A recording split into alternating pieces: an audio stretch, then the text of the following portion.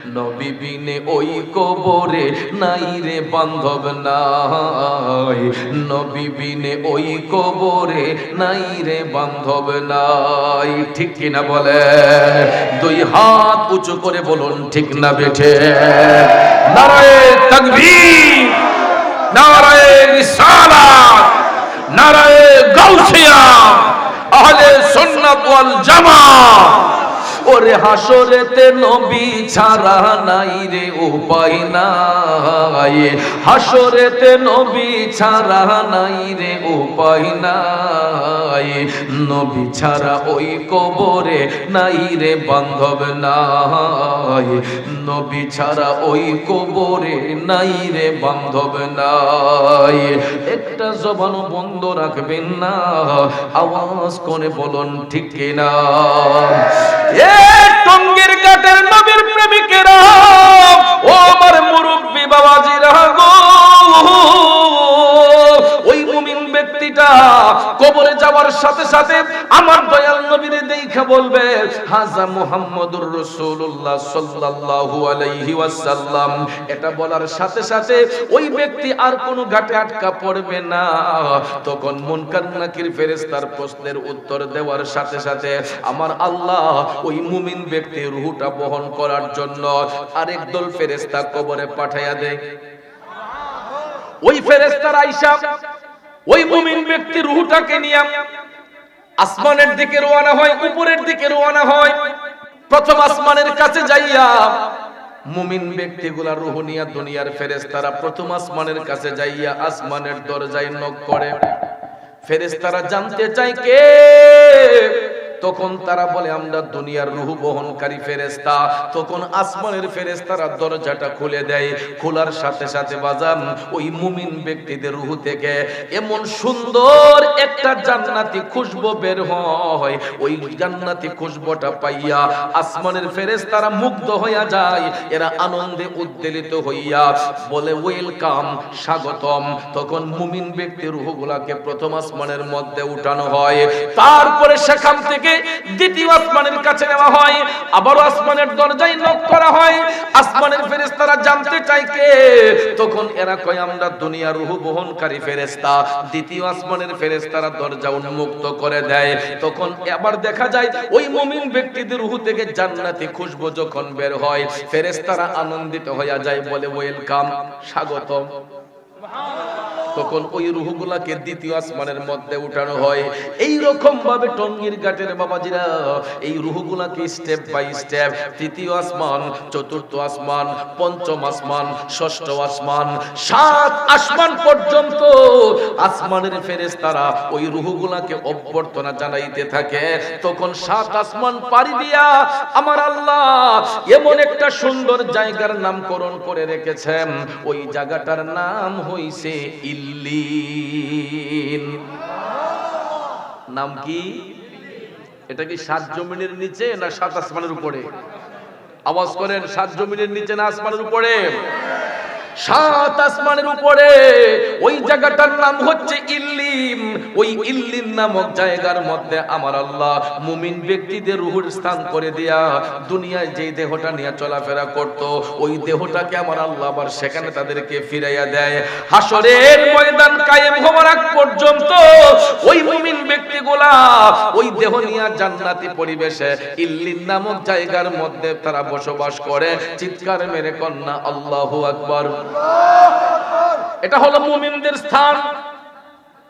আর জাহান্নামী ব্যক্তিগুলা এরা যখন মৃত্যুর বিছানায় শুইবে, ও বন্ধু, জাহান্নামী ব্যক্তিগুলা যখন মৃত্যুর বিছানায় শুইবে, তাদের যখন সরকাত হবে, সাকারাত হবে, তখন দেখবেন আজরাইল আলাইহিস সালাম এমন একটা ভয়ঙ্কর রূপ ধারণ করে তাদের কাছে আসে। এরা দেখার সাথে সাথে তাদের চোখগুলা উল্টে যায়, চোখগুলা বড় হয়ে যায়। তখন দেখবেন ওই সাকারাতরত অবস্থায় ওই ব্যক্তির মধ্যে একটা হাঁপানি রোগের মতো শুরু হয়ে যায়। ঠিক কিনা কম? আমরা স্বজনরা চতুর্দিকে ব্যারিকেড দিয়ে বসে থাকি। বসে থাকলে কি হবে? যেই ব্যক্তির সাকারাত শুরু হবে, সাকারাতরত অবস্থায় কে তার স্ত্রী চিনবে না, কে তার সন্তান চিনবে না, কে তার স্বজন চিনবে না। ওই ব্যক্তিটা শুধু দুইটা চোখের পানি ছাইরা কান্না করবে, কারণ দুনিয়ার কাউকে চিনবে না। আজরাইল আলাইহিস সালামের ভয়ঙ্কর রূপটা দেখা তার মধ্যে একটা হেজিটেশন শুরু হয়ে যাবে।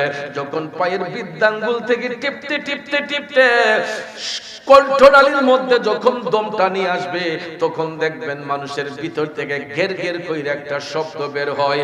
তখন দেখবেন আমরা হা করি আর বন্ধ করি, মুখটা খুলি আর বন্ধ করি, আর স্বজনরা পাশে বৈশা চামিচ দিয়ে শুধু মুখে পানি দেয়। ঠিক নিও। আমি আপনাদের কাছে জানতে চাই, ওই ব্যক্তিটার মুখে ওই মুহূর্তে আমরা কয় চামিচ পানি দেব, কয় জগ পানি দেব, কয়টা টিউবওয়েলের পানি দেব, কয়টা নদীর পানি দেব, কয়টা সমুদ্রের পানি দেব? টঙ্গীর ঘাটের বাবাজিরা, ওই সাকারাতরত অবস্থায় ওই ব্যক্তির মুখে যদি 7 সমুদ্র 13 নদীর পানিও ঢেলে দেওয়া হইতো, তারপরও তার তৃষ্ণা নিবারণ করা যাইতো না। কারণ তার মধ্যে এমন একটা ভয় ঢুকে গেছে, মৃত্যুর কষ্টে, মৃত্যুর যন্ত্রণায় ওই ব্যক্তির মধ্যে এমন একটা পেরেশান শুরু হয়ে গেছে, দুনিয়ার কোন স্বজনদেরকে চিনতে পারে না। আর চিনেই বা লাভ হবে কি? মৃত্যুর হাত থেকে পৃথিবীর কেউ কি বাঁচাইতে পারবে? একমাত্র আমার নবী ছাড়া ওই দিন কেউ আপন হবে না। এই জন্য মুমিনরা কয়, সাকারাতের বিছানাতে কি যে যন্ত্রণা, 7 সাগরের পানি দিল তৃষ্ণা মিটে না। সেই দিন কাউসারের পানি দিবেন শাহে মদিনা। ঠিক না বেজে? ওরে কাউসারের মালিক যিনি, কাউসারের মালিক যিনি, তাহাকে চিনুন। ভালো যদি বাঁচতে হয় নবীকে বাসন। ঠিক কিনা বলেন? কারণ ওই নবী শুধু দুনিয়াতে আপন নয়, নবী আমার আপনার দুনিয়াতে যেমন আপন, কবরেও আমাদের আপন, হাসরে আপন, মিজানে আপন, ফুলসিরাতে আপন, সর্ব জায়গায় একমাত্র আমার নবী আপন। কথা কোন ঠিক কিনা? এই কারণে কবি বলেছেন, ওরে কবর হাসর ফুলসিরাতে কোনো আপন পাবে না, কবর হাসর ফুলসিরাতে কোনো আপন পাবে না। যেজন পাবে সেজন হবে শাহে মদিনা, যেজন পাবে সেজন হবে শাহে মদিনা।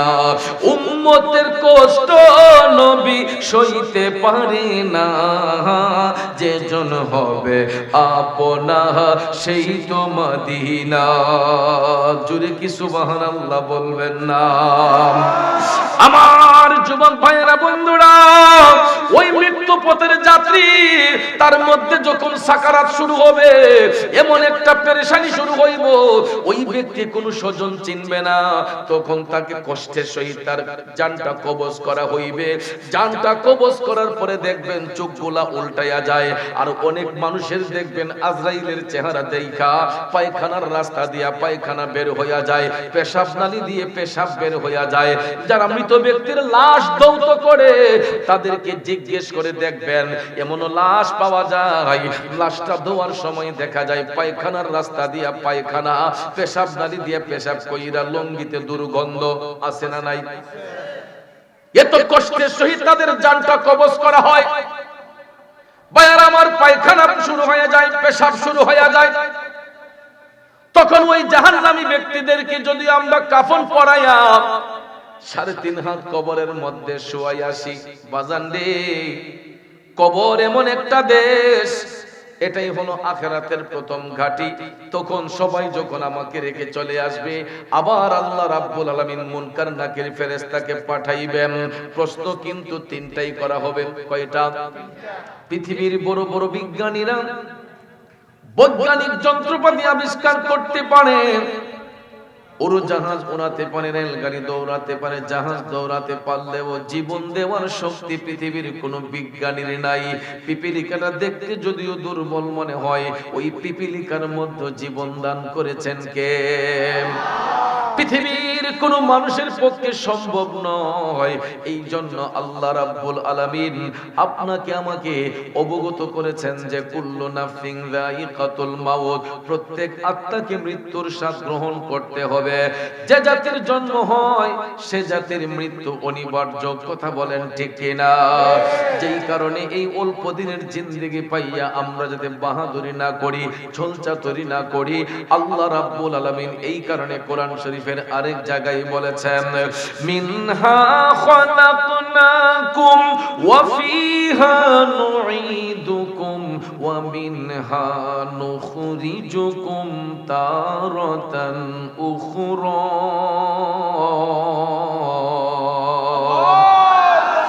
জোরে বলুন ঘোষণাকার। আমার আল্লাহ বলতেছেন বান্দা ভালো করে শুনে রাখো, যেখান থেকে আমি তোমাদেরকে সৃষ্টি করেছি আবার সেই জায়গার মধ্যে আমি তোমাদেরকে পাঠিয়ে দেব। শেষ বিচারে আমি আল্লাহ ওই জায়গা থেকে আবার তোমাদেরকে উত্তোলন করব। মোট কথা আল্লাহ রাব্বুল আলামিন সৃষ্টি করেছেন, আবার আল্লাহই নিয়ে যাবেন, আবার আল্লাহ তাআলা হাসরের ময়দানে আমাদেরকে উঠাইবেন। তাইলে বলুন আমাদের কিসের তো অহংকার, কিসের তো আড়াই, কিসের তো বড়াই? যেই কারণে ভাইরা আমার, বন্ধুরা আমার, মুমিন ব্যক্তি যারা হয়, আল্লাহওয়ালা ব্যক্তি যারা হয়, তাদের বক্তব্য হলো এটা, তুমি রাখো কি বা মারো এই দয়া করো, থাকিতে যেন তোমায় না ভুলিও, থাকিতে যেন তোমায় না ভুলি। ঠিক না বেঠে? আমার যুবক ভাইয়েরা, বন্ধুরা, এই দুনিয়াটা আমার আপনার জন্য চিরস্থায়ী নয়। এই দুনিয়া ছেড়ে আমরা অন্ধকার কবরে চলে যাব। যাবার আগে কিন্তু আমার আপনার সাকারাত হবে। হাটে থাকেন, ঘাটে থাকেন, ঘরে থাকেন, যেখানেই থাকেন, মৃত্যুর বিছানায় শোয়ার আগে আমরা সাকারাত শুরু হবে। সরকাররত অবস্থায় দেখবেন মানুষের মধ্যে এমন একটা পেরেশানি শুরু হয়, ওই ব্যক্তির মধ্যে একটা হাঁপানি শুরু হয়ে যায়। কথা কোন ঠিক কিনা? এই জন্য এটা থেকে আমরা কেউ বাঁচতে পারবো না। আল্লাহ রাব্বুল আলামিন সূরাতুল কাফের 19 নম্বর আয়াতে কারিমার মধ্যে বলেছেন বিসমিল্লাহির রহমানির রহিম ওয়াজাআত সাকরাতুল মাউতি বিল হক। একটা জবান বন্ধ রাখবেন না, জবান খুলে বলুন আল্লাহু আকবার। বন্ধুরা আমার, আমার আল্লাহ বলতেছে, হে বান্দা শোনো, অবশ্যই মৃত্যুর যন্ত্রণা তোমাদেরকে পাকড়াও করবে। এটা থেকে বাঁচার জন্য যালিকা মা কুনতা মিনহু তাহিদ। আল্লাহ কই এটা থেকে বাঁচার জন্য তোমরা আমি আল্লাহর নিকট অব্যাহতি চেয়েছিলে। অর্থাৎ দেখবেন আমরা যখন কোন ঘরে বসে দোয়া করি, মসজিদে বসে দোয়া করি, মাহফিলে বৈশা যখন দোয়া করি, দেখবেন মুনাজাতের এক পর্যায়ে আমরা আল্লাহর কাছে ডাক দিয়া কই, আল্লাহ গো আমাদেরকে মরণ যন্ত্রণা দিও না, আল্লাহ মৃত্যুর যন্ত্রণা আমাদেরকে দিও না, আল্লাহ আমাদেরকে ঈমানের সহিত মৃত্যু দান করো। বলি কি বলি না? অনেক সময় দেখবেন আমরা বলি আল্লাহ দয়াল নবীর চেহারা দেখাই আমাদেরকে মরণ দান কইরো। অর্থাৎ ভাইয়ার আমার, বন্ধুরা আমার, ওই মৃত্যুর যন্ত্রণা থেকে আমি আপনি কেউ বাঁচতে পারবো না। এই জন্য আল্লাহর কাছে আমরা পূর্বে থেকে অব্যাহতি চেয়েছি যে আল্লাহ গো আমাদেরকে মরণ যন্ত্রণা দিও না। এই কারণে হাদিস শরীফে আল্লাহর হাবিব মদিনার কামলিওয়ালা নবী, দয়ার নবী, মায়ার নবী, সুনানে নাসাই শরীফের মধ্যে একখানা চমৎকার হাদিস শরীফ বর্ণনা করে দয়াল নবী বলতেছেন, মৃত্যুর বিছানায় যখন আমরা শুয়ে যাব, আজরাইল আলাইহিস সালাম আমার আপনার প্রাণ কাড়ার জন্য আসবেন। তখন আজরাইল আলাইহিস সালামের দুইটা সূরত থাকবে। কয়টা? মুমিনদের কাছে যখন আসবেন তখন একটা সূরত থাকবে, ওই সূরতটা খুবই সুন্দর, ভালো। জাহান্নামী ব্যক্তিগুলোর কাছে যখন জান কবজ করতে আসবে, তখন তাদেরকে এমন পরিমাণ কষ্ট দেওয়া হবে, এমন ভয়ঙ্কর একটা সুরত ধারণ করে মৃত্যুর ফেরেশতা আসবে, এই চেহারাটা দেখার সাথে সাথে মানুষ ঘাবড়ে যাবে, তার মধ্যে একটা আতঙ্ক শুরু হয়ে যাবে। আসুন এবার জেনে নিই মুমিন ব্যক্তিদের জানটা কেমনে কবজ করা হয়। যারা ভালো মানুষ, মুমিন মুত্তাকি, এরা যখন মৃত্যুর বিছানায় শুয়ে যখন ছটফট ছটফট করবে, মৃত্যুর ফেরেশতা মালাকুল মউত আজরাইল আসবে, পৃথিবীর কেউ দেখবে না। ওই মুমিন ব্যক্তিটা তখন আজরাইল আলাইহিস সালামকে দেখবে, দেখার সাথে সাথে ওই মুমিন ব্যক্তিটা মুস্কি মুস্কি একটা হাসি দিবে। মুমিন ব্যক্তিদের মুখের মধ্যে মুস্কি মুস্কি হাসি থাকবে। আর ভাইয়ারা আমার, বন্ধুরা আমার, আজরাইল আলাইহিস সালাম মুমিনদেরকে এমন আরামের সহিত জানটা কবজ করবে, একটা পিপিলিকা কামড় দিলে যেই রকম কষ্ট হয়, মুমিন ব্যক্তিদের জান কবজের সময় এতটুক পরিমাণ কষ্ট হবে যে যেন একটা ছোট্ট পিপিলিকা তার গায়ের মধ্যে কামড় দিয়েছে, এর চাইতে বেশি কষ্ট হবে না। ওই মুমিন ব্যক্তিরা মৃত্যুর ফেরেশতাকে দেইখারা হাইসা হাইসা নিজের জীবনটাকে দিয়ে দিবে। তখন তারা ঈমানের সহিত মৃত্যুবরণ করার পরে ওই ব্যক্তিদের মুখের মধ্যে একটা মুস্কি মুস্কি হাসি থাকবে। লক্ষ্য করে দেখবেন কিছু কিছু মানুষ মারা যাবার পরে মুখের মধ্যে মুস্কি একটা হাসি দেখা যায়। কিছু কিছু মানুষ মারা যাবার পরে লক্ষ্য করে দেখবেন চেহারাটা অনেক উজ্জ্বল হয়ে যায়। চেহারাটা কালো হলেও ইন্তেকালের পরে দেখবেন চেহারাটা একটু সুন্দর হয়ে যায়, একটু ফর্সা হয়ে যায়। তখন আমরা হাট বাজারে বইসা, দোকানপাটে বইসা লোক মুখে কথা বলি, আহারে ওই লোকটা এত ভালো মানুষ ছিল, মারা যাবার পরও তার মুখের মধ্যে একটা হাসি ফুটে রইছে, বলি না? ওই লোকটা এত ভালো ছিল, মারা যাবার পরও তার চেহারাটা ফর্সা হয়ে গেছে, খুব সুন্দর মরণ হয়েছে। দুনিয়ার মানুষগুলো আমরা বলে থাকি, আসলে এটা আমার আপনার বক্তব্য নয়। স্বয়ং দয়াল নবী বলেছেন, মুমিন ব্যক্তিরা দুনিয়া ছেড়ে যখন চলে যাবে তখন তাদের মুখের মধ্যে একটা মুস্কি মুস্কি হাসি থাকবে এবং তাদের চেহারাটা ফর্সা হয়ে যাবে। ইন্তেকালের পরে তাদেরকে যখন কবরস্থ করা হবে, বাবাজিরা আমার, বন্ধুরা আমার, 40 কদম দূরে আসার সাথে সাথে আমার আল্লাহ দুইজন ফেরেশতা পাঠাইবেন। একজনের নাম হলো মুনকার আর একজনের নাম হলো নাকির। মুনকার এবং নাকির ফেরেশতা আমার আপনার কবরে আসবে। এখন আপনারা বলুন, কবরে প্রশ্ন কয়টা? দুইটা? কয়টা? তিনটা। কবরের প্রশ্ন গভীর মনোযোগ। হাদিস শরীফে দয়াল নবী বলেছেন, আখিরাতের প্রথম ঘাঁটিটাই হলো কবর। এ দুনিয়াবাসীরা শুনেন, আখিরাতের প্রথম ঘাঁটিটাই হইল কবর। আমার মদিনার কামলিওয়ালা নবী বলেছেন, কবরের ঘাঁটিটা যেই ব্যক্তি সহজে পার হইয়া যাবে, অন্য একটা ঘাটে ওই ব্যক্তি আটকা পড়বে না। প্রত্যেকটা ঘাট পার হইয়া যাবে। যেই ব্যক্তি কবরের ঘাটটা সহজে পার হয়ে যাবে, সেই ব্যক্তিটার কোনো ঘাটের মধ্যে আটকা পড়ে থাকবে না। আর কবরের ঘাটে যেই ব্যক্তি আটকা পড়ে যাবে, ওই ব্যক্তিটার কোনো ঘাট পার হতে পারবে না।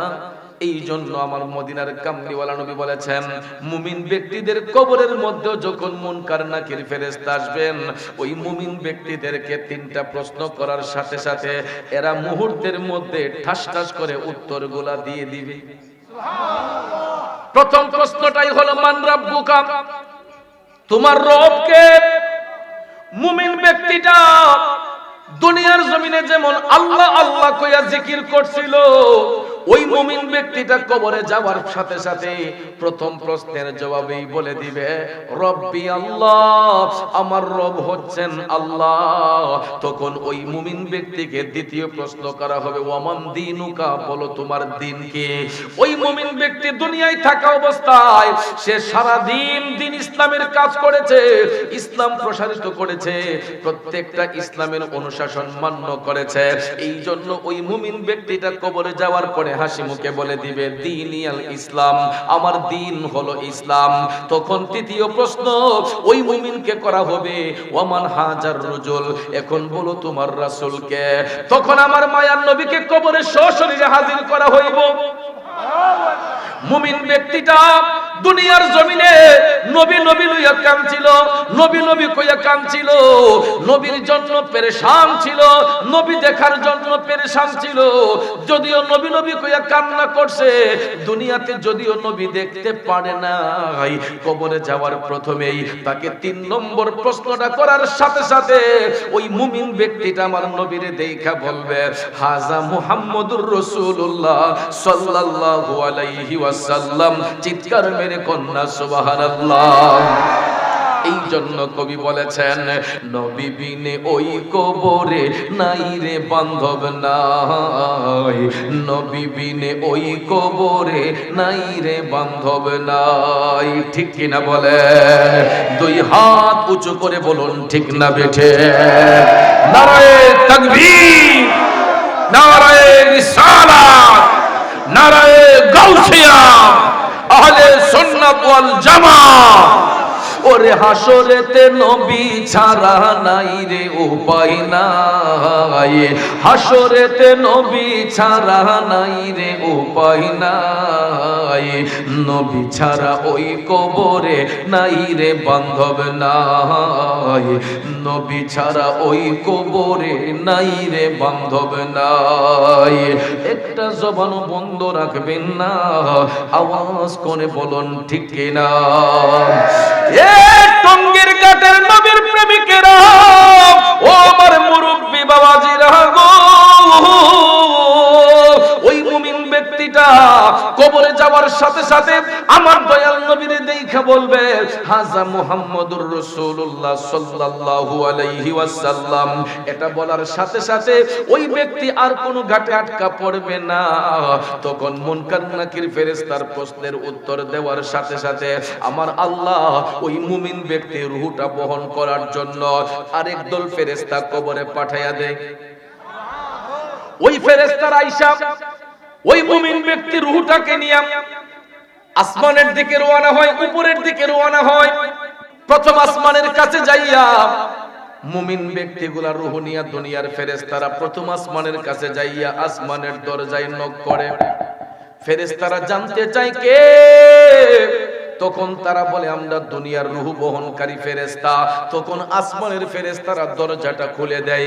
খোলার সাথে সাথে বাজান ওই মুমিন ব্যক্তিদের রূহ থেকে এমন সুন্দর একটা জান্নাতি খুশবু বের হয়। ওই জান্নাতি খুশবুটা পাইয়া আসমানের ফেরেশতারা মুগ্ধ হইয়া যায়। এরা আনন্দে উদ্বেলিত হইয়া বলে ওয়েলকাম, স্বাগতম। তখন মুমিন ব্যক্তির রূহগুলাকে প্রথম আসমানের মধ্যে উঠানো হয়। তারপরে সেখান থেকে দ্বিতীয় আসমানের কাছে নেওয়া হয়। আবারও আসমানের দরজায় নক করা হয়। আসমানের ফেরেশতারা জানতে চায় কে? তখন এরা কয় আমরা দুনিয়ার রূহ বহনকারী ফেরেশতা। দ্বিতীয় আসমানের ফেরেশতারা দরজা উন্মুক্ত করে দেয়। তখন আবার দেখা যায় ওই মুমিন ব্যক্তিদের রূহ থেকে জান্নাতি খুশবু যখন বের হয়, ফেরেশতারা আনন্দিত হয়ে যায়, বলে ওয়েলকাম, স্বাগতম। তখন ওই রূহগুলাকে দ্বিতীয় আসমানের মধ্যে উঠানো হয়। এই রকম ভাবে টঙ্গীর ঘাটের বাবাজিরা এই রূহগুলাকে স্টেপ বাই স্টেপ তৃতীয় আসমান, চতুর্থ আসমান, পঞ্চম আসমান, ষষ্ঠ আসমান, 7 আসমান পর্যন্ত আসমানের ফেরেশতারা ওই রূহগুলাকে অভ্যর্থনা জানাইতে থাকে। তখন 7 আসমান পাড়ি দিয়া আমার আল্লাহ এমন একটা সুন্দর জায়গার নামকরণ করে রেখেছেন। ওই জায়গাটার নাম হইছে ইল্লিন। নাম কি? এটা কি 7 জমিনের নিচে না 7 আসমানের উপরে? আওয়াজ করেন, 7 জমিনের নিচে না আসমানের উপরে? 7 আসমানের উপরে। ওই জায়গাটার নাম হচ্ছে ইল্লিন। ওই ইল্লিন নামক জায়গার মধ্যে আমার আল্লাহ মুমিন ব্যক্তিদের রূহের স্থান করে দিয়া দুনিয়ায় যেই দেহটা নিয়ে চলাফেরা করত, ওই দেহটাকে আমার আল্লাহ আবার সেখানে তাদেরকে ফিরাইয়া দেয়। হাসরের ময়দান কায়েম হওয়ার আগ পর্যন্ত ওই মুমিন ব্যক্তিগুলা ওই দেহ নিয়ে জান্নাতি পরিবেশে ইল্লিন নামক জায়গার মধ্যে তারা বসবাস করে। চিৎকার মেরে কন্যা আল্লাহু আকবার। এটা হলো মুমিনদের স্থান। আর জাহান্নামী ব্যক্তিগুলা এরা যখন মৃত্যুর বিছানায় শুইবে, ও বন্ধু, জাহান্নামী ব্যক্তিগুলা যখন মৃত্যুর বিছানায় শুইবে, তাদের যখন সরকাত হবে, সাকারাত হবে, তখন দেখবেন আজরাইল আলাইহিস সালাম এমন একটা ভয়ঙ্কর রূপ ধারণ করে তাদের কাছে আসে। এরা দেখার সাথে সাথে তাদের চোখগুলা উল্টে যায়, চোখগুলা বড় হয়ে যায়। তখন দেখবেন ওই সাকারাতরত অবস্থায় ওই ব্যক্তির মধ্যে একটা হাঁপানি রোগের মতো শুরু হয়ে যায়। ঠিক কিনা কম? আমরা স্বজনরা চতুর্দিকে ব্যারিকেড দিয়ে বসে থাকি। বসে থাকলে কি হবে? যেই ব্যক্তির সাকারাত শুরু হবে, সাকারাতরত অবস্থায় কে তার স্ত্রী চিনবে না, কে তার সন্তান চিনবে না, কে তার স্বজন চিনবে না। ওই ব্যক্তিটা শুধু দুইটা চোখের পানি ছাইরা কান্না করবে, কারণ দুনিয়ার কাউকে চিনবে না। আজরাইল আলাইহিস সালামের ভয়ঙ্কর রূপটা দেখা তার মধ্যে একটা হেজিটেশন শুরু হয়ে যাবে। যখন পায়ের বৃদ্ধাঙ্গুল থেকে টিপতে টিপতে টিপতে কণ্ঠনালীর মধ্যে যখন দমটা নিয়ে আসবে, তখন দেখবেন মানুষের ভিতর থেকে ঘের ঘের কইরা একটা শব্দ বের হয়। তখন দেখবেন আমরা হা করি আর বন্ধ করি, মুখটা খুলি আর বন্ধ করি, আর স্বজনরা পাশে বৈশা চামিচ দিয়ে শুধু মুখে পানি দেয়। ঠিক নিও? আমি আপনাদের কাছে জানতে চাই, ওই ব্যক্তিটার মুখে ওই মুহূর্তে আমরা কয় চামিচ পানি দেব, কয় জগ পানি দেব, কয়টা টিউবওয়েলের পানি দেব, কয়টা নদীর পানি দেব, কয়টা সমুদ্রের পানি দেব? টঙ্গীর ঘাটের বাবাজিরা, ওই সাকারাতরত অবস্থায় ওই ব্যক্তির মুখে যদি 7 সমুদ্র 13 নদীর পানিও ঢেলে দেওয়া হইতো, তারপরও তার তৃষ্ণা নিবারণ করা যাইতো না। কারণ তার মধ্যে এমন একটা ভয় ঢুকে গেছে, মৃত্যুর কষ্টই, মৃত্যুর যন্ত্রণায় ওই ব্যক্তির মধ্যে এমন একটা পেরেশান শুরু হয়ে গেছে, দুনিয়ার কোন স্বজনদেরকে চিনতে পারে না। আর চিনেই বা লাভ হবে কি? মৃত্যুর হাত থেকে পৃথিবীর কেউ কি বাঁচাইতে পারবে? একমাত্র আমার নবী ছাড়া ওই দিন কেউ আপন হবে না।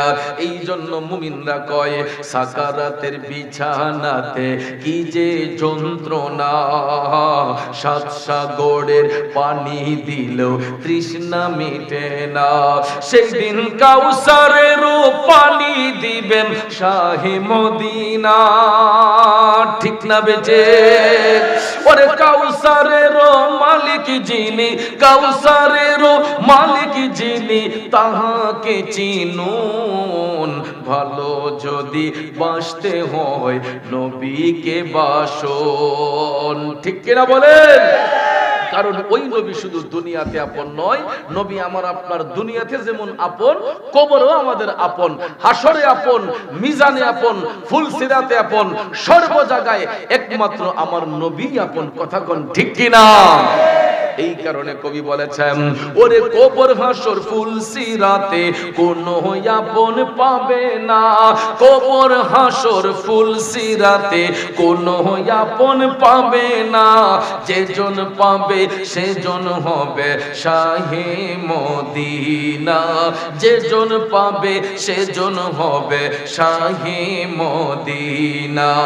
উম্মতের কষ্ট নবী সইতে পারে না, যেজন হবে আপনা সেই তো মদিনা। জুড়ে কি সুবহানাল্লাহ বলবেন না? আমার যুবক ভাইয়েরা, বন্ধুরা, ওই মৃত্যু পথের যাত্রী, তার মধ্যে যখন সাকারাত শুরু হবে, এমন একটা পেরেশানি শুরু হইব, ওই ব্যক্তি কোন স্বজন চিনবে না। তখন তাকে কষ্টের সহিত তার জানটা কবজ করা হইবে। জানটা কবজ করার পরে দেখবেন চোখগুলা উল্টাইয়া যায়। আর অনেক মানুষের দেখবেন আজরাইলের চেহারা দেখা পায়খানার রাস্তা দিয়া পায়খানা বের হইয়া যায়, পেশাব নালী দিয়ে পেশাব বের হইয়া যায়। যারা মৃত ব্যক্তির লাশ দৌত করে তাদেরকে জিজ্ঞেস করে দেখবেন, এমন লাশ পাওয়া যায়, লাশটা ধোয়ার সময় দেখা যায় পায়খানার রাস্তা দিয়া পায়খানা, পেশাব নালী দিয়ে পেশাব কইরা লঙ্গিতে দুর্গন্ধ আছে না নাই? এত কষ্টের সহিত তাদের জানটা কবজ করা হয়। ভাইয়ারা আমার, পায়খানা শুরু হয়ে যায়, পেশাব শুরু হয়ে যায়। তখন ওই জাহান্নামী ব্যক্তিদেরকে যদি আমরা কাফন পরাইয়া 3.5 হাত কবরের মধ্যে শোয়াই আসি, বাজান রে, কবর এমন একটা দেশ, এটাই হলো আখিরাতের প্রথম ঘাঁটি। তখন সবাই যখন আমাকে রেখে চলে আসবে, আবার আল্লাহ রাব্বুল আলামিন মুনকার নাকির ফেরেশতাকে পাঠাইবেন। প্রশ্ন কিন্তু তিনটাই করা হবে। কয়টা? একই প্রশ্ন, মান রাব্বুকা ওয়া মান দীনুকা ওয়া মান হাজার রুজুল। এই তিনটা প্রশ্নের একটা প্রশ্নের উত্তরও জাহান্নামী ব্যক্তিগুলা দিতে পারবে না, কারণ এরা দুনিয়ার জমিনে আল্লাহর হুকুম অমান্য করেছে, ইসলামের সাথে প্রতারণা করেছে, ইসলাম ধর্ম নিয়ে ছিনিমিনি করেছে। এরা দুনিয়ার জমিনে আমার নবীর বিরুদ্ধে কথা বলেছে, নবীর শান ও আজমত নিয়ে ছিনিমিনি খেলেছে। এই জন্য দুনিয়াতে যেমন এরা আল্লাহর দুশমন ছিল, কবরে এরা দুশমন। এই জন্য এরা জাহান্নামী। একটা প্রশ্নের উত্তর তারা দিতে পারবে না। ভাইরা আমার, তখন ওই রূহগুলাকে আরেকদল ফেরেশতা পাঠাইয়া আমার আল্লাহ যখন তাদেরকে রূহ বহন করার জন্য পাঠাইবেন, ফেরেশতারা আইসা ওই রূহ নিয়ে তারা আবার আসমানের দিকে রওনা করে। আসমানের দিকে রওনা করলে দরজার মধ্যে কড়া নাড়লে আসমানের ফেরেশতারা জানতে চাই তোমরা কারা? কই আমরা রূহ বহনকারী ফেরেশতা। তখন আসমানের ফেরেশতা মনে করছে এরা মনে হয় আগে রূহই, এটা যাই না। এরা যখন দরজা খুলছে, খোলার সাথে সাথে ওই জাহান্নামী ব্যক্তিদের রূহ থেকে পচা দুর্গন্ধ বের হয়ে গেছে। নাউজুবিল্লাহ। আরো জোরে কোন নাউজুবিল্লাহ। পচা দুর্গন্ধ যখন বের হয়েছে, আসমানের ফেরেশতারা ঠাস করে দরজাটা বন্ধ করে দিয়েছে। বন্ধ করার সাথে সাথে তাদেরকে বেইজ্জতি কইরা আবার দুনিয়ার মধ্যে পাঠানো হয়েছে যে তোমাদের স্থান উপরে নয়, তোমরা নিচে যাও, তোমরা নিচে যাও, তোমরা জাহান্নামী। তখন আসমানের ফেরেশতারা বেইজ্জতি কইরা ওই রূহগুলোকে আবার দুনিয়ার জমিনে পাঠাইয়া দেয়। জমিনে আসার পরে জমিন এটা রাখতে চায় না, কারণ এটার দ্বারা ভাইরাস ছড়বে, এটা দূষিত রূহ, এটা জাহান্নামী রূহ। এই জন্য জমিন আমার আল্লাহরে ডাক দিয়া কয়, আল্লাহ আমি জমিনের উপরে এই রূহকে রাখতে চাই না, তুমি এটা নিচে নিয়ে যাও। তখন দ্বিতীয় জমিনের নিচে নেওয়া হয়। প্রথম জমিনের নিচে দ্বিতীয় জমিন, দ্বিতীয় জমিনও জাহান্নামী ব্যক্তি রূহকে রাখতে চায় না, তৃতীয় জমিনের নিচে নেওয়া হইল, রাখতে চায় না। নাউজুবিল্লাহ কন্যা।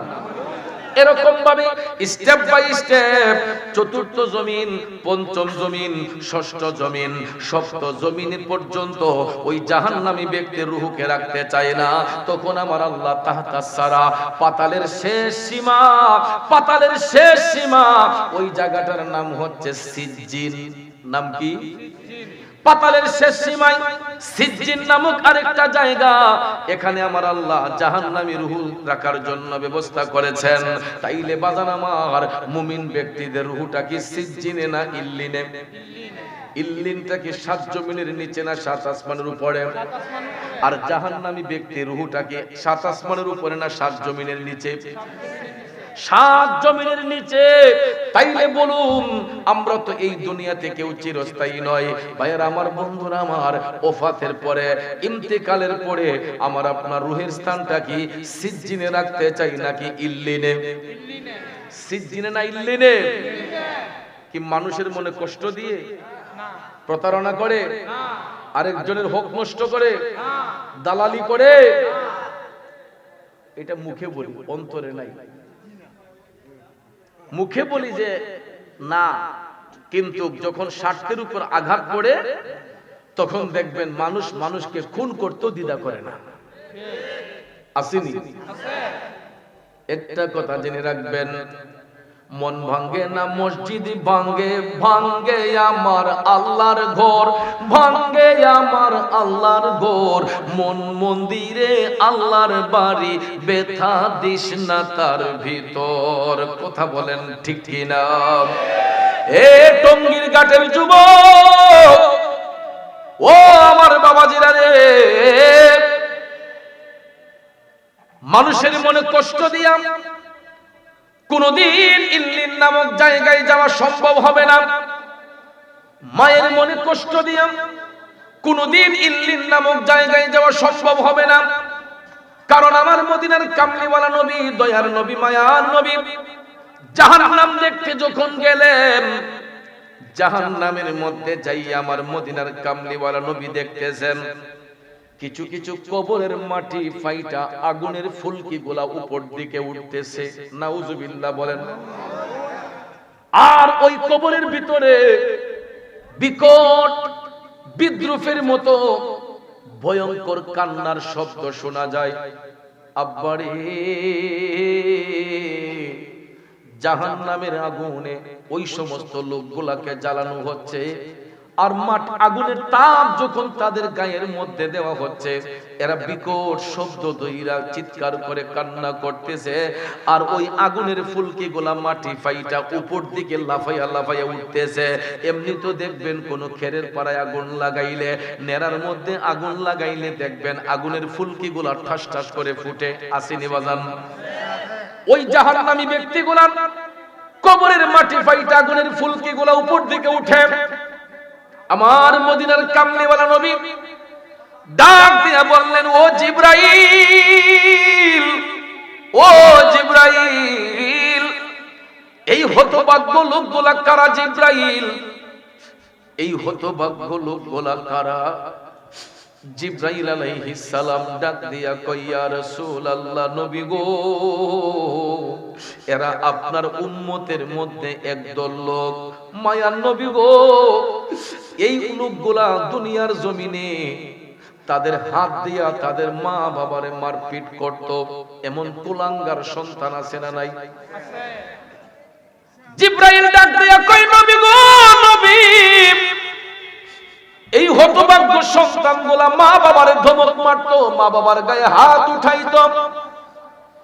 এই জন্য আল্লাহ রাব্বুল আলামিন তাদের উপর নারাজ হইয়া এদেরকে কবরের মাটি পর্যন্ত গ্রহণ করে না। নবী গো, দুনিয়ার মানুষ যেমন তাদেরকে অপমান করত, লাঞ্ছনা দিত, কবরের মাটি পর্যন্ত তাদেরকে গ্রহণ করতে চায় না। এই জন্য জাহান্নামের আগুন ওই কবরের ভিতরে দিয়া তাদেরকে জ্বালানো হচ্ছে। শাস্তির কারণটা হলো এরা মার মনে কষ্ট দিত, মার উপর হাত উঠাইতো। তাইলে বলুন, এই সমাজের মধ্যে এরকম অবাধ্য সন্তান আছে না নাই? এই আমার বাবাদের বন্ধুরা, নামাজ পড়তে পড়তে কপালে কালো দাগ ফেলে দেন, রোজা রাখতে রাখতে মাস কি মাস পার করে দেন, সারাদিন বাহিরে মানুষের সঙ্গে ভালো আচরণ করেন, ঘরের ভিতর যদি মার সাথে বিয়াদবি হয়, মার কলিজায় আঘাত হয়, ওই ব্যক্তির সারা জীবনের আমল বরবাদ হইয়া যাইব। ঠিক না বেঠিক? এই জন্য আমাদের ভৈরবী সাহেব একটা শান বলতেন, মা বাবাকে দুঃখ দিলে নামাজ রোজা যাই বিফলে, মা বাবাকে দুঃখ দিলে নামাজ রোজা যাই বিফলে, মার কলিজায় আঘাত দিলে খোদা সহে না, মার কলিজায় আঘাত দিলে খোদা সহে না, আল্লাহ নবীজির দয়া তারা পাবে না। ভাইরে, আল্লাহ নবীজির দয়া তারা পাবে না। ওরে মা বাবা অতি আপন, মা বাবাকে করো যতন, মা বাবা অতি আপন, মা বাবাকে করো যতন, মার কলিজায় আঘাত দিলে তিন কথার সাথী পায়া ভইলা যাইও না, আল্লাহ নবীজির দয়া তারা পাবে না। কথা বলেন ঠিক না বেঠে? কারণ হলো আমার বাবাজিরা, আমরা প্রত্যেকটা ধাপে ধাপে মা বাবার কষ্ট দিয়েছি, বাবার চাইতে মারে কষ্ট দিয়েছি বেশি। কারণ বাবার মিলনের মাধ্যমে সন্তান আমি যখন মায়ের ভবে আসলাম, রক্ত মাংস খাইলাম, আস্তে আস্তে মায়ের পেটে যখন বড় হলাম, একটা সন্তান যখন মায়ের পেটে বড় হইয়া 7 মাস 8 মাসের গর্ভবতী হইয়া যায় যখন মাটা, তখন বাচ্চাটার হাত পাও গুলা মার পেটের ভিতরে হইয়া যায়, তখন মায়ের মুখের খাবারটাই সন্তানের মুখের খাবার হয়। ঠিক কিনা বলেন? এ যুবক বন্ধুরা, শুধু তাই নয়, 10 মাস 10 দিন পার হবার পরে ওই মার যখন প্রসব ব্যথা শুরু হইয়া যায়, রে প্রসব ব্যথা এমন একটা ব্যথা, পৃথিবীটা কিয়ামত হলে যেই রকম মনে হয়, আমার মদিনার কামলিওয়ালা নবী বলেছেন, একটা সন্তান প্রসবের সময় দরদি মায়ের কাছে ঠিক সেই রকম মনে হয়। ঠিক কিনা কম? কারণ মায়েরও প্রসবের কালে বুক ভাইসা যায় নয়ন জলে রে ও মা সন্তানের লইয়া কোলে ভুলে প্রসব যন্ত্রণা দুঃখের দরদি আমার জনম দুঃখী মা গর্ভধারিণী মা জনম দুঃখিনী মা দুঃখের দরদি আমার জনম দুঃখী মা ঠিক কিনা বলেন আমার যুবক বন্ধুরা বাবাজিরা মা এমন পবিত্র সুন্দর একটা নাম ওই সুন্দর মনের মানুষটারে আমরা সন্তানগুলা প্রত্যেকটা ধাপে ধাপে কষ্ট দেই রে বাজান এই জন্য সারা জীবন সন্তানগুলা মা বাবার কাছে ঋণী হইয়া থাকে পৃথিবীর ধন সম্পদ টাকা পয়সা দিলেও পৃথিবীর কোন সন্তান ওই মায়ের একটা ফোঁটা দুধের ঋণ শোধ করতে পারবে না কথা বলেন ঠিক কিনা মায়ের একদার দুধের দাম কাটিয়া গায়ের চাম একদার দুধের দাম মায়ের একদার দুধের দাম কাটিয়া গায়ের চাম পাপুষ বানাইয়া ঋণের সুদ হবে না এমন দরদি ভবে কেউ হবে না আমার মা মা গো ঠিক কিনা বাজাম কবির মনোযোগ মনোযোগ বন্ধুরে কোন মার মনে আঘাত দেই কোন মারে আঘাত করি যেই মায়ের পেটে 10 মাস 10 দিন ছিলাম ভূমিষ্ঠ হওয়ার সাথে সাথে আমি যখন শিশু ছিলাম মায়ের কোলে প্রস্রাব করেছি পায়খানা করেছি মায়ের কোলে পেশাব করেছি পায়খানা করেছি অন্য একটা লোক যদি আমার আপনার ঘরে গিয়েছে বাচ্চা যদি বিছানায় পেশাব করছে পায়খানা করছে অন্য মানুষটার নাকের মধ্যে কাপড় টিপ দিয়া ধরছে কয় কি গো মুখের মা তোমার বাচ্চার পেশাব পরিষ্কার করো পায়খানা পরিষ্কার করো দুর্গন্ধ করতেছে কইনিও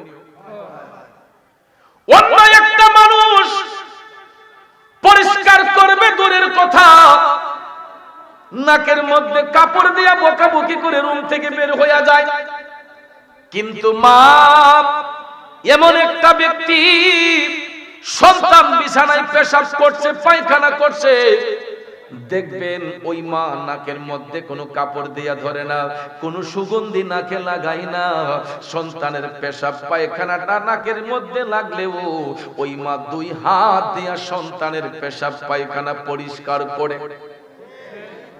করে নিও এত কষ্ট আমরা মাকে দেই 2 থেকে 3 বছর 2.5 বছর পর্যন্ত জন্মের পরে 2 থেকে 2.5 বছর পর্যন্ত তো আমরা মায়ের স্তন থেকে দুধই পান করি আর এই দুধ পান করা শিশুরা একটা মারে কত যে কষ্ট দেয় মা কোনো দিকে যাইতেও পারে না একটা জায়গায় মনে চাইলে কয় না গো আমার বাচ্চার কষ্ট হইয়া যাইব আমার বাচ্চাটাকে দেখার মতো অন্য কোন লোক নাই ঘরের মধ্যে অন্য সদস্য থাকলেও দেখবেন কুলের শিশু রাইখা মা কোনোদিন ঘরের বাহিরে যেতে চায় না যেই মা এই শিশুকালে আমার আপনার জন্য এত কষ্ট ত্যাগ করেছে বড় হইয়া ওই মায়ের সেবা করার দরকার আছে বন্ধুরে কিন্তু আফসোসটা লাগে ওই জায়গায় বড় হবার পরে আমরা যখন 3 কথার বিবি যখন পাইয়া ফেলি আমরা ঘরের মধ্যে স্ত্রী নিয়ে আসলে অনেক পরিবারের মধ্যে ঘরে বউ থাকলে মা বাবার শত্রু মনে করে ঠিক না শ্বশুর শাশুড়িকে দেখতেই পারে না এমন পুত্রবধূ আছে না নাই ওগো আমার টঙ্গীর ঘাটের মা বোনেরা আপনাদের পায়ে হাত ধরে বলি গো মা শ্বশুর শাশুড়ির সঙ্গে খারাপ আচরণ করা যাবে না কারণ আপনাকে এটা মনে রাখতে হবে আজকে হয়তো আপনি এই বাড়ির পুত্রবধূ এমন একটা দিন হবে আপনি এই বাড়ির শাশুড়ি হবেন আপনার ওরস ছেলে আসবে, ছেলের বউ আইসা আপনি যদি শ্বশুর শাশুড়ির সাথে বেয়াদবি করেন, আপনার বৌমা আপনার সাথে আইসা বেঈমানি করবে, আপনার সাথে আইসা বেয়াদবি করবে। কথা কোন ঠিক কিনা? এই জন্য যুবক ভাইয়েরা আমার, যারা নতুন বিবাহ করবেন, স্ত্রীকে প্রথম বাসর রাতেই পরামর্শ দিবেন যে আমার মা বাবার প্রতি যত্নশীল হতে হবে, আমার মা বাবার সঙ্গে বেয়াদবি করা যাবে না। এই রকম সাজেশন দিলে দেখবেন স্বামী যখন স্ত্রীকে এই পরামর্শ দিবে, এই রকম একটু শাসনে রাখবে, কোন স্ত্রী তার মা বাবার সাথে কোনোদিন খারাপ আচরণ করবে না। কিন্তু দুঃখ লাগে ওই জায়গায় আমরা অনেক পুরুষরা স্ত্রীর কাছে বন্দী। হ্যাঁ, সারা দেশে বেটাগিরি করলেও ইহানো বিলাই। কথা কোন ঠিক না বেটি? সারা দেশের মাঝে বেটার ডাকে, রাস্তা সুদ্ধা কাফে, ঠিক নিবা গড়াইলো তো বিলাই। আমার মদিনার কামলিওয়ালা নবী বলেছেন, স্বামী এবং স্ত্রী যখন মধুর মিলনে আবদ্ধ হয়, আসমান জমিনের সকল ফেরেশতারা আল্লাহর দরবারে আনন্দের জিকির করে। কত সুন্দর মোহব্বত মিলন, স্বামী স্ত্রীর ভালোবাসায় আসমান জমিনের ফেরেশতারা আল্লাহর দরবারে জিকির করে। সুবহানাল্লাহ বলবেন না? কারণ এই মিলনের মাধ্যমে, এই বন্ধনের মাধ্যমে আমরা সন্তানগুলা দুনিয়ার আলো বাতাস দেখতে পাই। এই জন্য বাজান, মা বাবার বৈধ মিলমেশাটা, এটা আল্লাহর নবী বলেছেন যে আসমান জমিনের সকল ফেরেশতারা খুশি হয়। কিন্তু স্বামী স্ত্রী হইছেন, মা বাবারে কষ্ট দেওয়া যাবে না, তাদের দিলের মধ্যে কোনোদিন আঘাত দেওয়া যাবে না। এই জন্য আমার আল্লাহ রাব্বুল আলামিন মহাগ্রন্থ আল কোরআনুল কারীমের সূরা বনী ইসরাঈলে বলেছেন, ওয়া ক্বাদা রাব্বুকা আল্লা তা'বুদু ইল্লা ইয়াহু ওয়া বিল ওয়ালিদাইনি ইহসানা।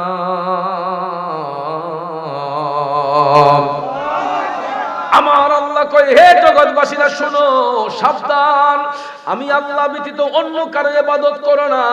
আল্লাহর নির্দেশ দিয়েছে আমি আল্লাহ ব্যতীত অন্য কারো ইবাদত করো না।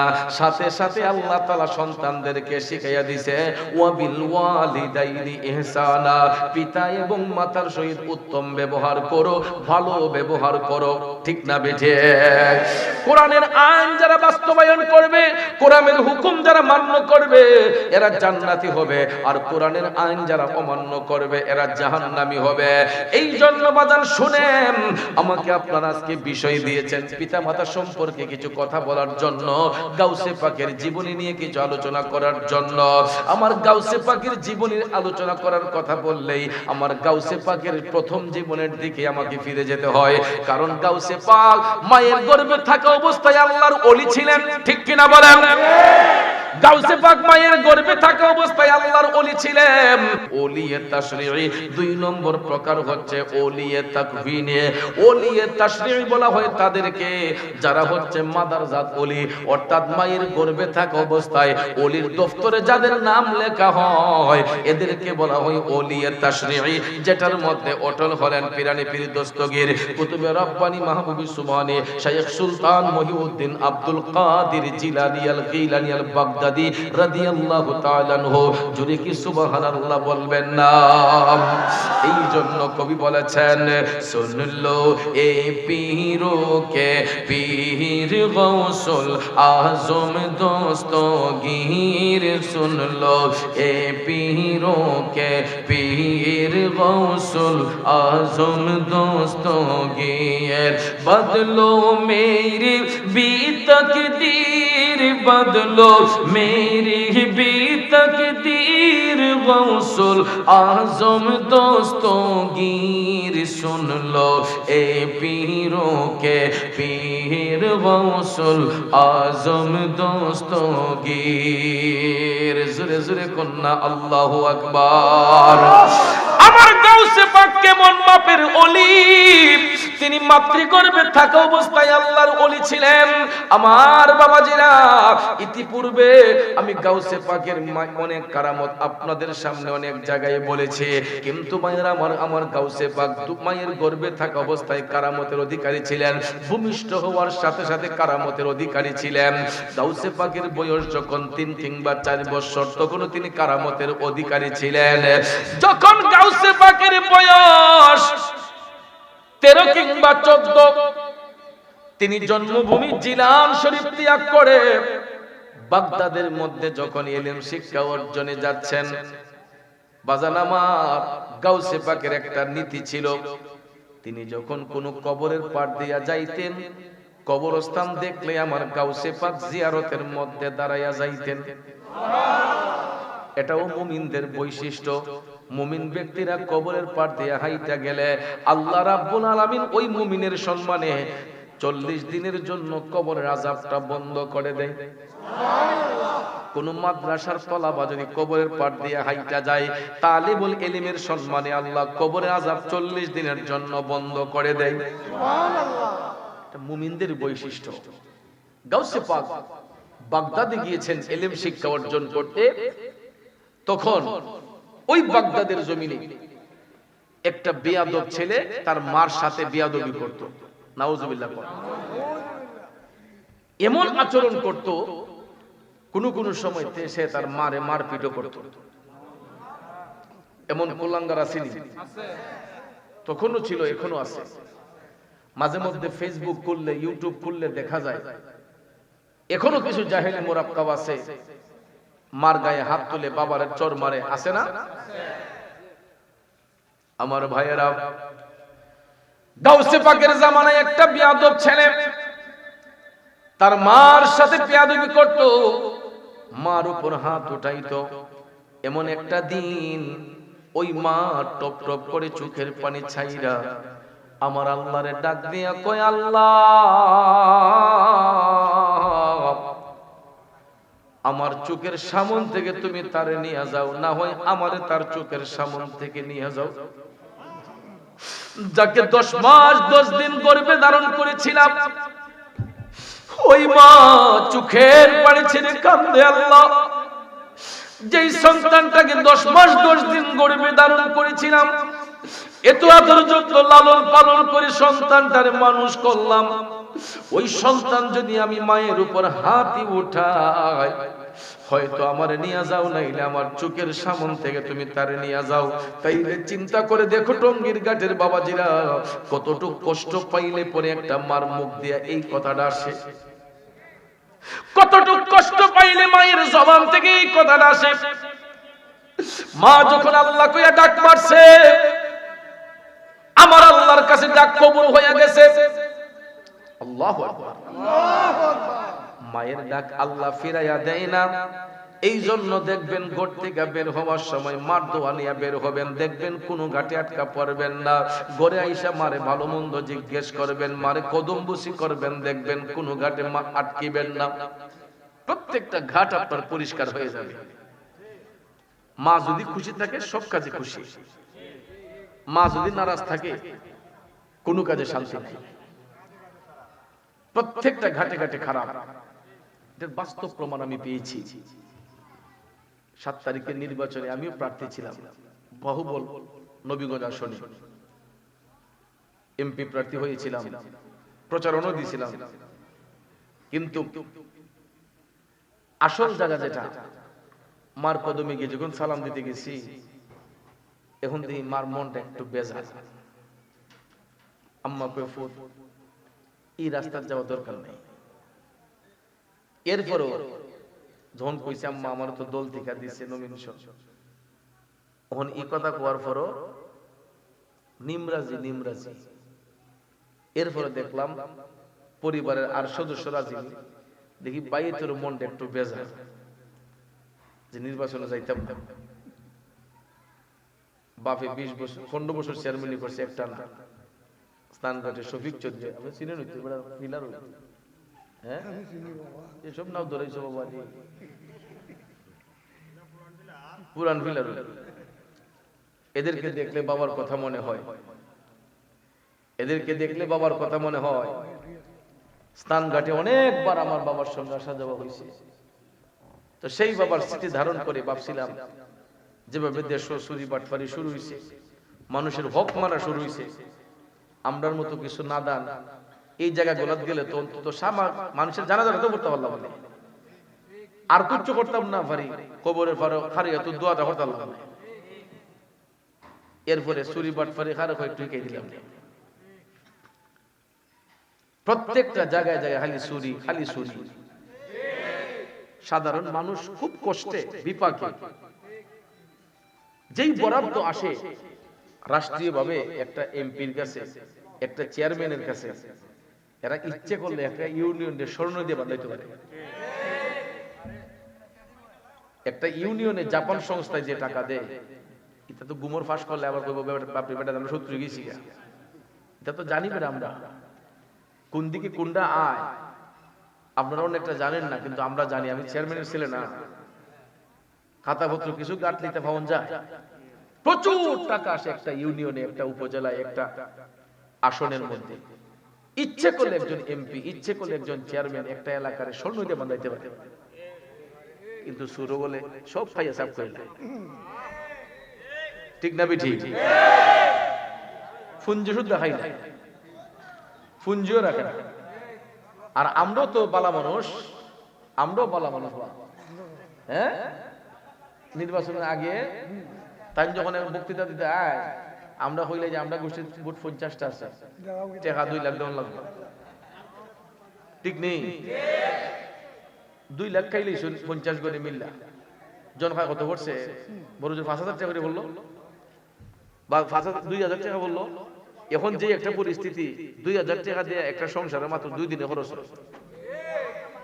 আপনি 2 দিনের খরচ পাইয়া ভাবছেন যে আমি এমপিতে 2,000 খাইলিছি, আমার গড় খুশি হয়েছে, আমি 2 দিনে কুড়াকে করছে। বাকি 363 দিন যে আপনি অন্ধকার করছেন এটা জানেন? আপনি তো 2 দিনের ধনী হইছেন, আর 363 দিন আপনি অন্ধকারের মধ্যে পড়ে রইছেন। কারণ এবারটা যখন ফাঁস করে চিন্তা করবো, বাপরে আমি ফাঁস করে লিছি, আমি 50 কোটি খরচ করছি। পরের দিন থেকে তার চিন্তা হইব যে আগে আমার 50 কোটি আমার ব্যাংকে জমাইল। এখন জনগণ গুল্লাই যা কিচ্ছু হইলেও, তোমরা গোষ্ঠী দিছি না 2 লাখ, তোমরা গোষ্ঠী দিছি না 1 লাখ, তখন আপনি মাতালা নিচে পড়ে লোন লাগবে। কথা কোন ঠিক না বেঠিক? আর হারামের টাকা যদি না খায়, না খাইয়া যদি যোগ্য ব্যক্তির একটা যোগ্যতার আসনে বসায়, দেখবেন এই সমাজ এখনো সুন্দর হইব, এখনো সমাজ পরিবর্তন হইব। যদি খালি আমরা স্বভাবটা ঠিক করে লাই আমরা, কিন্তু আমরা তো স্বভাব নষ্ট গেছি গা। স্বভাব নষ্টের কারণে আমরা যোগ্য ব্যক্তির যোগ্যতার আসনে বসাইতে পারতেছি না বাজার। এই জন্য আমি চাইছিলাম এবার নির্বাচনটা ইতালিও করতাম, খালি মানুষ সেই কথাটা কইতাম যে 2 দিনের ধনী হইতে চায় নাকি 365 দিনের ধনী হইতে চায়। কারণ 2 দিনের টাকা না খাইয়া যদি 365 দিনে চিন্তা করুন, তাইলে যদি এমপি মন্ত্রী এমপি না হইয়া এমপি যদি কাম না করে, সাড়ে কলারটা 2টা জিগানি দেব কিতাবা টাকা না খাইয়া ভোট দিছিলাম, খামই না গেলে। ঠিক না বেঠি? আর আগে যদি খাইলাই কুইত খাইয়া বুক নষ্ট হইছি, তখন আর কিছু পৌঁছ যেত না। ওই পেটের কুদায় সারাটা বছর মরণ লাগবো। এই 5 বছর পেটের কুদায় ওই মরণ লাগবো, কারণ 2 বেলা খাইছেন, বাকি দিন খাওয়ান লাগতো না। বাকি দিন খাইলে এই সব দিনকে সুন্দর করতে হইলে আরাম চারে জন লাগবো। কথা বলেন ঠিক না বেঠি? তো এরপরে বাজার দেখলাম মার মনটা বেজার। মার মনটা যখন বেজার, তখন নমিনেশন উড্ড করে দিয়েছি। বলে না, যেখান থেকে শুরু করতাম এখানে যদি গলদ হয়, তাতে আমার কোনো জায়গা যাওয়ার দরকার নাই। কের দোয়া আমার লাগতো না, মার দোয়াটা আমার দরকার। এরপরে মানুষের দোয়া, আগে তো মার দোয়া।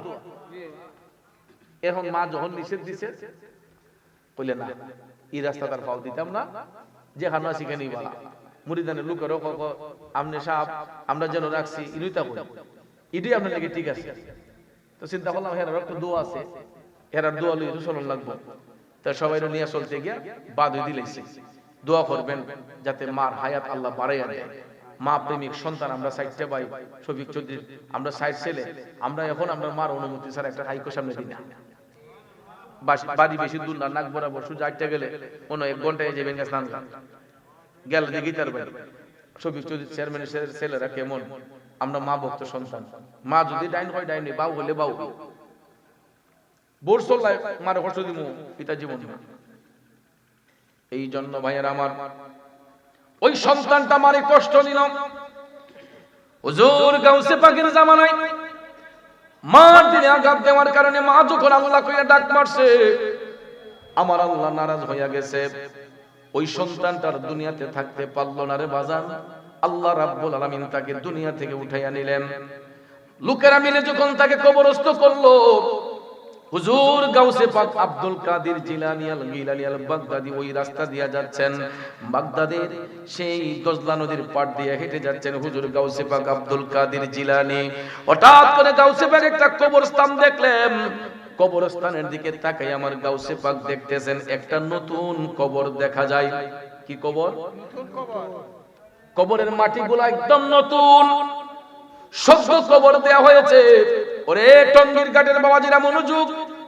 হুজুর গাউসে পাক কবর জিয়ারতে দাঁড়াইয়া নতুন কবরটা যখন দেখলেন, আমার গাউসে পাক ওই কবরের মধ্যে একটু জিয়ারত করার জন্য সামনে হাইটা গিয়া যখন কবরের পারে দাঁড়াইলেন, দাঁড়াইয়া গাউসে পাক চোখ বন্ধ করে যখন কবরের দিকে যখন বেলায়েতি দৃষ্টি দিলেন, আব্বাজিরা রে, আল্লাহর ওলিদেরকে আমার আল্লাহ এমন পাওয়ার দিয়েছে যাদের কাশফুল কলব হইয়া যায়, অন্তর চক্ষু যার পরিষ্কার হইয়া যায়, ওই অন্তর চক্ষু দিয়ে জমিনের নিচ পর্যন্ত দেখা সম্ভব হয়। আরো জোরে কন্যা সুবহানাল্লাহ। এই জন্য হুজুর গাউসে পাক আব্দুল কাদের জিলানী বলছিলেন বাহাজাতুল আসরার কিতাবে যে দুনিয়ার মানুষগুলো আমি আব্দুল কাদেরের কাছে একটা কাচের বোতলের মতো, অর্থাৎ কাচের বোতলের ভিতরে জিনিস রাখলে বাহির থেকে যেরকম দেখা যায় ভিতর থেকে দেখা যায়। গাউসে পাক বলেন দুনিয়ার মানুষগুলা আমি আব্দুল কাদেরের কাছে একটা কাচের বোতলের ন্যায়। যদি আল্লাহ তাআলা আমার মুখে শরীয়তের তালা না দিতেন, যদি শরীয়তের তালা আমার মুখে ফিট না করতেন, আমি আব্দুল কাদের বেলায়েতি শক্তির দ্বারা মানুষের বাহিরে ভিতরে কি আছে আমি বেলায়েতি শক্তির দ্বারা বইলা দিতে পারতাম।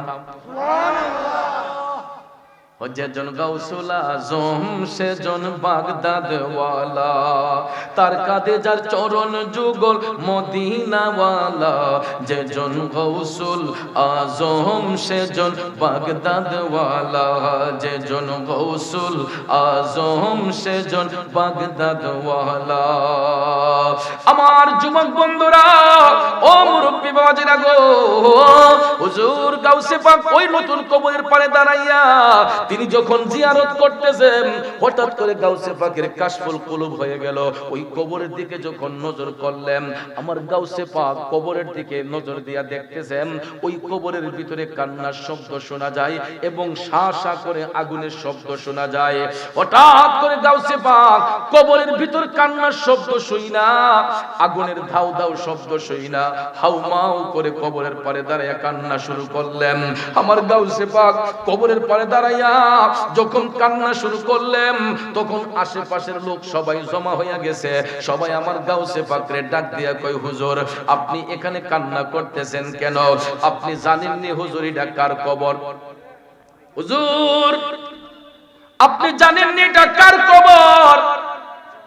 আমার গাউসে পাক কয় আমি জানি না এটা কার কবর, তবে এতটুক আমি আব্দুল কাদের জানতে পেরেছি, ওই কবরের ভিতরে যে আছে তার কবরের মধ্যে আযাব হইতেছে, তার কবরের মধ্যে আল্লাহ জাহান্নামের আগুন জ্বালাইতেছে। তখন লোকেরা কয়, হুজুর এই ছেলেটা তার মায়ের অবাধ্য সন্তান ছিল, হুজুর এই ছেলেটা তার মাকে মারপিট করত, হুজুর সে তার মায়ের সাথে বিয়াদবি করত।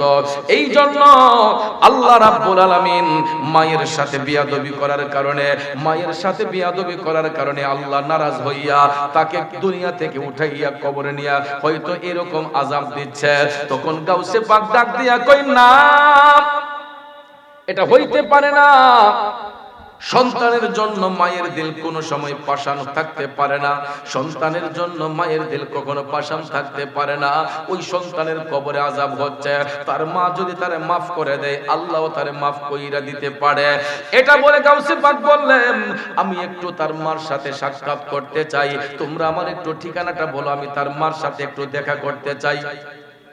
তখন লোকেরা কয়, হুজুর আপনি যেই রাস্তা দিয়ে যাচ্ছেন ওই সামনে যে বাড়িটা দেখা যায় এটাই হলো এই ছেলের মায়ের বাড়ি। সুবহানাল্লাহ। ঠিকানা লইয়া আমার গাউসে পাক আব্দুল কাদের জিলানী আল গিলানী আল বাগদাদি রওনা হয়ে গেলেন। যাইতে যাইতে যাইতে ওই বাড়ির কাছে যখন গেলেন, গাউসে পাক দেখতেছেন ঘরের দরজাটা একটু বন্ধ করে আটকানো। তখন আমার গাউসে পাক বাড়ির বাহির থেকে, ঘরের বাহির থেকে গাউসে পাক ভিতরে সালাম দিলেন, আসসালামু আলাইকুম ওয়া রাহমাতুল্লাহ। ভিতর থেকে একজন মহিলা উত্তর দিলেন, ওয়া আলাইকুমুস সালাম ওয়া রাহমাতুল্লাহ। তখন গাউসে পাক ডাক দিয়া বললেন, মা আপনি অনুমতি দিলে আমি আপনার ঘরের মধ্যে একটু ঢুকতে চাই। মহিলা বললেন, পরিচয়? তখন তিনি বললেন, মা আমার নাম আব্দুল কাদির। সুবহানাল্লাহ। এখান থেকে একটা মাসআলা আছে। মাসআলাটা হলো, হুট করে কারো বাড়িতে বরাবর ঢুকে যেতে নাই। আপনি নিজের বাড়িতে যখন ঢুকবেন আগে সালাম বিনিময় করতে হয়। হাদিস শরীফে নবীজি বলছেন, আপনি যখন বাহির থেকে ঘরে যাবেন, আপনি এই ঘরের মালিক। এরপর রাসূল বলেছেন আপনি কর্তা, এরপরও বাড়িতে ঢোকার আগে বাহির থেকে সালাম বিনিময় করতে হয়। যদি সালামের উত্তর না আসে 3 বার গলা কাশি দেওয়ান লাগে, 3 বার গলা কাশি দিতে হয়। এটা কেন জানেন? ঘরের ভিতরে মহিলা মা বোনদের একটা ব্যক্তিগত স্বাধীনতা আছে। অনেক সময় অনেক মায়ের মাথায় কাপড় থাকে না, বুকের উপর উন্না থাকে না। অনেক সময় অনেক মা বাচ্চাকে দুধ পান করায়। তখন আমরা গিয়া যখন নিজের বাড়ি মনে করি, শ্বশুর বাড়ি মনে করি, খালার বাড়ি মনে করি, মামার বাড়ি মনে করি, বন্ধুর বাড়ি মনে করি, ঘরে ঢুকে যাই, ঢুকলে পরে দেখা যায় অনেক সময় মহিলারা ইতস্ততার মাঝে ভরে যায়, শরম হইলা যায়। ঠিক নিবা? আল হায়া ও নিসফুল ঈমান, লজ্জা শরম হইছে ঈমানের অঙ্গ।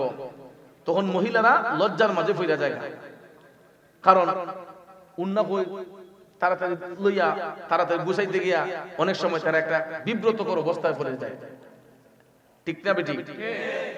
এই জন্য কোন পুরুষ, সাবালক পুরুষ হইতে পারেন আপনি আপনার নিজের ঘরের মালিক, তারপর আপনি ঘরে ঢোকার আগে মহিলাদেরকে অ্যালার্ট করার জন্য, ভিতরের মানুষটিকে অ্যালার্ট করার জন্য সুরের মধ্যে ঢুকতেন না, আগে গলা কাশি দিবেন, যাতে এরা যদি কোনো সমস্যায় থাকে, কোন একটা অবস্থার মধ্যে থাকে, মাথার কাপড় না থাকে, তারা যদি গুছাইতে পারে নিজেরে, এই সময়টা তাদেরকে দিতে হয়।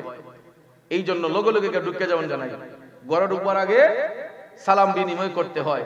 আর সালাম তো উঠে গেছি, এটা তো নাই। এখন মুরব্বী আইটা গেল, ফুলা মানে এখন সালাম দেয় দেখছি, কেডা তার বাপ, কেডা চাচা, কেডা বড় ভাই, কেডা ছোট ভাই, সালামের ক্ষেত্রে কি এটা কোনো বাদ বিচার আছে? ছোটরও সালাম দেওয়া যায়, বড়রও সালাম দেওয়া যায়। বুখারী শরীফের প্রথম হাদিস হচ্ছে আসসালামু কাবলাল কালাম। মুসলমান সাক্ষাৎ হইলেই আগে তার সালাম বিনিময় করতে হয়। কথা কোন ঠিক না বেটি? কিন্তু এটা তো উঠে গেছি, মনে করে সালাম দিলেন আমার সম্মানটা কমে যায়, ইটা সালাম সালাম এখন উঠে গেছে রে বাবা।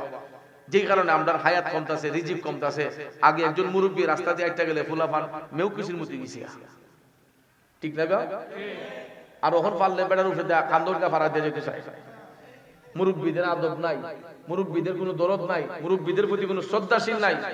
তাইলে আমরা কেমনে মুরব্বীরে না মানলে, মুরব্বীদেরকে তাজিম না করলে, সম্মান না করলে, ইজ্জত না করলে আমরা ভবিষ্যৎ কি সুন্দর হইব? কারণ মুরব্বীরা হচ্ছে আমাদের অভিভাবক, তাদের পথ মত অনুসরণ করা আমাদের দায়িত্ব। তারা আমাদের গাইডনেস করবেন, আমাদেরকে পরামর্শ দিবেন। আস্তে আস্তে আমরা মুরব্বী শূন্য হয়ে যেতেছি। আগে মাহফিলে গেলে দেখতাম সাদা দাড়িওয়ালা লোকের অভাব নাই, আর এখন তুকাইলে দেখা যায় ফাঁকে ফাঁকে কয়েকজন মুরব্বী বসা, সাদা দাড়িওয়ালা পাকনা মুরব্বীওয়ালা কয়েকজন বসা। আস্তে আস্তে তারা ঝরে যাচ্ছে, হারাই ফেলতেছি আমরা আমাদের অভিভাবকদেরকে, মুরব্বীদেরকে। ভাইয়ের আমার, এই জন্য মুরব্বীদেরকে ইজ্জত করবেন, তাদের কথা মান্য করবেন। গোষ্ঠীর মুরব্বীলে ওনার যেমনি আদেশ দিব এমনি চলবেন, তাইলে দেখবেন পরিবার ঠিক থাকবো, সমাজ ঠিক থাকবো, গোষ্ঠী ঠিক থাকবো। কথা বল ঠিক না ঠিক? অন্ত গড়ে গড়ে সর্দার, গড়ে গড়ে এখন সর্দার। বাপে ছেলের কথা মানে না, ছেলে বাপের কথা মানে না, ঠিক না ঠিক? এগুলো ছাড়তে হবে, মুরব্বীদেরকে তাজিম করতে হবে, ইজ্জত করতে হবে। তো যেই কথাটা বলেছিলাম, আপনার নিজের ঘরে ঢোকার আগেও আপনি গলা কাশি দিবেন, যাতে মহিলাদের ব্যক্তিগত স্বাধীনতার মধ্যে হস্তক্ষেপ না হয়। কথাটা কি বুঝতে পারছেন? আমার গাউসে পাক এত বড় আল্লাহর ওলি, ডাইরেক্ট ওই মহিলার ঘরে ঢুকতে পারতেন, কিন্তু গাউসে পাক ঢুকলেন না। না ঢুইকা বাহির থেকে অনুমতি চাইলেন, মাগো আপনি অনুমতি দিলে আমি আপনার ঘরের মধ্যে একটু ঢুকতে চাই। আমার নাম আব্দুল কাদির, আমি জিলান থেকে এখানে এসেছি সফর করার জন্য। তখন ওই মহিলা গাউসে পাকের তারিফ আগে থেকেই শুনছিল। যখন বরপিস সাহেবের নাম শুনছে, গাউসে পাক আব্দুল কাদির জিলানী নামটা শুনছে, তখন মহিলাটা সুন্দর করে বলতেছে, হুজুর আপনি ভিতরে আসতে পারেন। অনুমতি পাইয়া আমার গাউসে পাক ঘরের ভিতর ঢুকলেন। ঘরের ভিতর ঢুইকা গো আমার গাউসে পাক ডাক দিয়া কয়, আম্মা আমি আব্দুল কাদির দজলা নদীর পাড় দিয়া যাচ্ছিলাম ঘুমা, হঠাৎ করে আমি কবরস্থান দেখলাম, একটা নতুন কবর দেখা জিয়ারত করতে গেছি মা। আমি জিয়ারত করে জানতে পারছি এটা তোমার সন্তান। মা গো মা, তোমার সন্তানকে তুমি আর অভিশাপ দিও না গো মা। আমি আব্দুল কাদির তোমার কাছে একটা অনুরোধ নিয়ে আসছি মা, তুমি অন্তর থেকে তোমার ছেলেটারে মাফ করে দাও। ছেলে মরে কবরে চলে গেছে। তারপরে ওই মা আমার গাউসে পাকরে ডাক দিয়া কয়, হুজুর আমি মাফ চাই, আমি তারে মাফ দিতে পারবো না, আমি তারে ক্ষমা করতে পারবো না। গাউসে পাক ডাক দিয়া কয়, মা আমি আব্দুল কাদির বেলায়েতি দৃষ্টির দ্বারা দেখেছি তোমার ছেলের কবরের মধ্যে আযাব হইতেছে গো মা। আল্লাহ তাআলা তোমার ছেলের কবরের মধ্যে আযাব দিতেছে, জাহান্নামের আগুনে তোমার ছেলে কবরে জ্বলতেছে। মহিলা কই, জ্বলুক, আমার কিছু যায় আসে না, আমারে যেই জ্বালা দিছে আমি হেরে মাপ দিতাম না। চিন্তা করে দেখেন কতটুকু কষ্ট দেওয়ার পরে মার মুখ দিয়ে কথা আসে, এ যুবক এরপরও মার দিলটা পাশাল থাকে না রে ভাই। দেখেন কেমনে গাউসে পাক তখন ডাক দেয়া কয়, মা তোমার ছেলেরে ক্ষমা দিতে হবে না, আমি আব্দুল কাদিরের একটা অনুরোধ তুমি রক্ষা করো, আমার সাথে একটা বার তুমি তোমার ছেলের কবরের পারে যাইবানি, একলা বার শুধু তোমার ছেলের কবরের পারে যাইবানি। তখন মহিলা কয়, হুজুর যাইতে পারি কিন্তু এর মাপ দিতাম না, যাইতাম পারমু কিন্তু তার মাপ দিতাম না। গাউসে পাক কয়, আচ্ছা ঠিক আছে আগে আসেন, পরেরটা পরেই বলে। সুবহানাল্লাহ কোন আলী আর হুসাইন হাসান কে দুলারে आले नबी गौसुल आज़म हमारे, आले नबी गौसुल आज़म हमारे।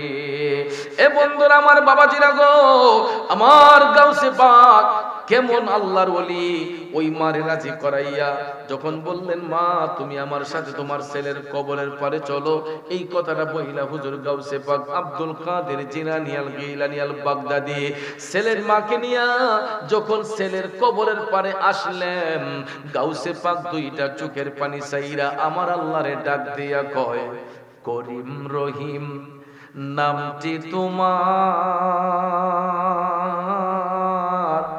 আল্লাহ কাদের গুনি আমি পাপী ডুইবা যাইতাম নি। ও মৌলাজি তোমার রহিম নামটি থাকিতে আমি পাপী ডুইবা যাইতাম নি। আল্লাহু আকবার বলেন। আমার গাউসে পাক ডাক দিয়া কই, আল্লাহ সন্তানের জন্য মায়ের দিল পাশাপ থাকে না, আল্লাহ গো আমি আব্দুল কাদের তোমার কাছে ফরিয়াদ জানাই, তুমি ওই মায়ের পাষাণ দিলটা নরম করে দাও। আল্লাহ সন্তানটা বুঝে নাই, না বুঝা তার মারে কষ্ট দিছে, আল্লাহ তুমি তারকে মাফ করে দাও এবং ওই মায়ের কাশফুল কুলুব তুমি কইরা দাও। আল্লাহ গো মায়ের অন্তর চোখটা তুমি কইলা দাও। বলুন তো টঙ্গীর ঘাটের বাবাজিরা, আল্লাহর ওলিদের ডাক আমার আল্লাহ শুনে কি শুনে না? আমি আপনি হাজারটা ডাক দিলে কি শুনে? কারণ আমরা ডাকার সিস্টেম জানি না, ডাকতেও জানি না। এই জন্য কবি কয় খোদা তোমায় ডাকতে জানি না, ডাকার মতো ডাকলে খোদাই কেমনে শুনে না। ঠিক কি না? আল্লাহর ওলিগণ সিস্টেম জানে, আল্লাহর ওলিগণ তারা ডাকার সিস্টেম জানে। এই জন্য আমার গাউসে পাক মজা দিয়ে আল্লাহরে কয়, আল্লাহ আমি আব্দুল কাদের তোমার কাছে ফরিয়াদ জানাই, তুমি মায়ের পাষাণ দিলটারে নরম কইরা দাও। ডাকটা দিতে দেরি হয়েছে, আমার আল্লাহ ওই মায়ের মনটা পরিবর্তন করতে দেরি করে নাই। সুবহানাল্লাহ। যেই মায়ের দিলটা পাথরের মতো শক্ত ছিল, আল্লাহর ওলির সোহবত পাওয়ার কারণে মোমের মতো নরম হয়ে গেছে। সুবহানাল্লাহ। এই জন্য আমাদের স্নানঘাটের কবি গোলাম হোসেন ভক্তিহীন লিখছিলেন, তুমি পরশ আমি লোহা, ও দয়াল দেখিবারে পাই, ওরে পরশের কিরণে লোহা, দয়াল পরশের কিরণে লোহা, স্বর্ণ দেও বানাই গো মুর্শিদ, এই ভিক্ষা চাই তোমার প্রেমাগুণে আমায় পইরা করসাই, আমি এই ভিক্ষা চাই তোমার প্রেমাগুণে আমায় পইরা করসাই। কথা বলেন ঠিক না বেঠে? এই জন্য তরিকতের পাগলারা আল্লাহরে কয়, দয়াল তুমি বিনে এই জগতে বান্ধব আমার কেহ নাই, ওরে সুখে দুঃখে আমি তোমার মুখ দেখিয়া শান্তি পাই, দয়াল আমার কেহ নাই। খারাপ লাগে বাজান?